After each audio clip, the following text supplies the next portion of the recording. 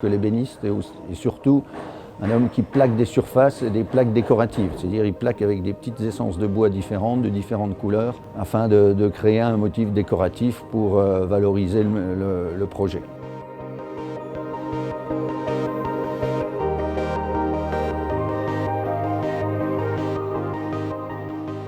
La formation professionnelle est axée sur un enseignement de découverte axée sur déjà en premier la dextérité, les petits exercices d'entaillage, de sciage, découverte du matériau bois aussi. Et on développe l'information à travers des exercices bien particuliers, inscrits dans une pédagogie bien adaptée. Les élèves s'accaparent déjà ces compétences-là.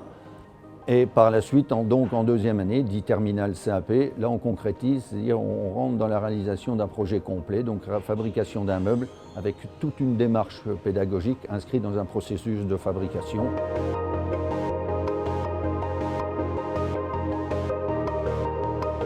Là c'est le début, c'est pour montrer, pour apprendre, approfondir les choses en CAP. Donc c'est la manière la plus simple pour commencer. On a de la technologie, c'est de la technologie de spécialité.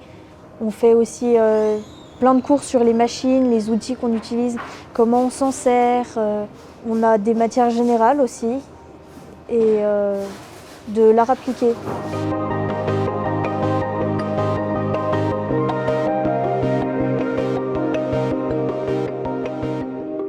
On travaille en co-animation avec d'autres enseignants dans l'enseignement général, entre autres en sciences physiques. Par exemple, pour le théorème de Pythagore, des fois on en a besoin.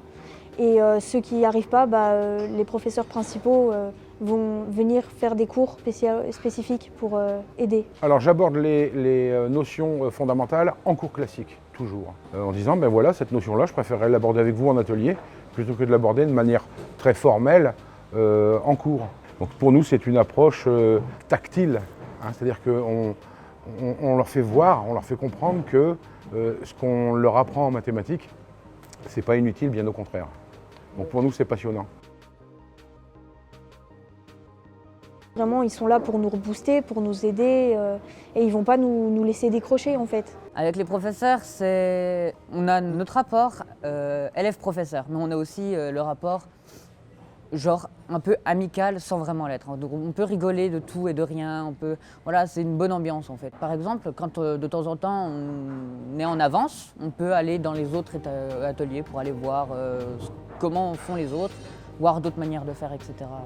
Ouais, franchement l'atelier c'est ce qui me plaît le plus en fait. On a de la chance aujourd'hui d'avoir non seulement un public qui a envie de faire cette formation, mais en plus des locaux avec des machines, un parc machine magnifique et des gens impliqués. Plus une direction qui nous laisse un champ libre sur nos projets. Donc on a vraiment beaucoup de chance.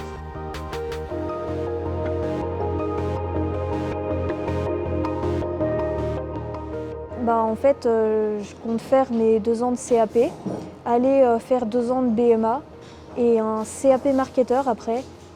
Et après, peut-être que je vais travailler dans l'ébénisterie. Ou peut-être que je vais changer de filière pour pouvoir m'ouvrir plus de portes. Ce que je voudrais faire, c'est faire mes 4 ans du coup, donc en CAP et en BMA, pardon. Après peut-être aller vers les arts du bois, donc tournerie, marqueterie, etc. Et après monter peut-être ma boîte si je peux.